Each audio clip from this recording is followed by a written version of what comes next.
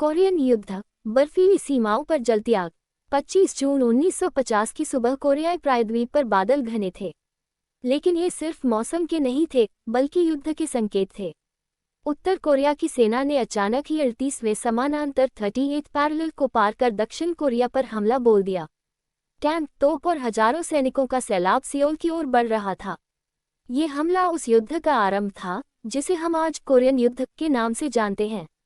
पृष्ठभूमि: द्वितीय विश्व युद्ध के बाद कोरिया को दो हिस्सों में बांटा गया था, उत्तर कोरिया सोवियत समर्थित और दक्षिण कोरिया अमेरिकी समर्थित। ये विभाजन अस्थायी था, लेकिन जैसे जैसे शीत युद्ध की आग बढ़ी, ये रेखा स्थायी सीमा बन गई। उत्तर में एक कम्युनिस्ट शासन स्थापित हुआ, जिसकी अगुवाई कर रहे थे किम इल सुंग, और दक्षिण में एक लोकतांत्रिक सरकार बनी, जिसके राष्ट्रपति थे सिंगमन री। युद्ध की चिंगारी: किम इल सुंग ने सोवियत संघ और चीन के समर्थन से दक्षिण कोरिया को एकीकरण के नाम पर हमला कर दिया। सोवियत टैंकों और हथियारों से लैस उत्तर कोरियाई सेना तेजी से दक्षिण की ओर बढ़ी और कुछ ही दिनों में राजधानी सियोल पर कब्जा कर लिया।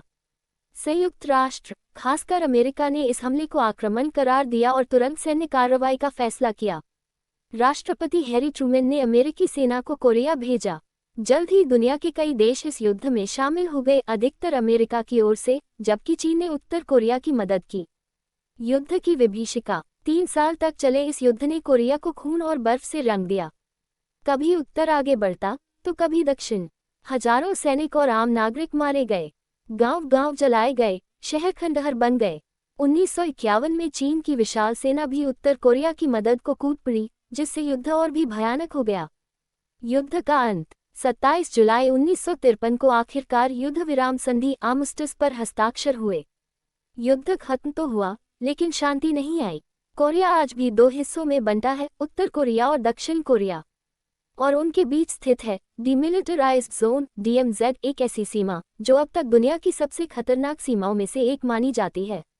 निष्कर्ष: कोरियन युद्ध सिर्फ कोरिया की लड़ाई नहीं थी, ये शीत युद्ध की पहली बड़ी लड़ाई थी, जहां दो विचारधाराओं, कम्युनिज्म और पूंजीवाद की भिड़ंत हुई।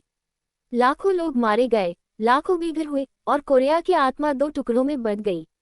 आज जब हम 25 जून को याद करते हैं, तो वह सिर्फ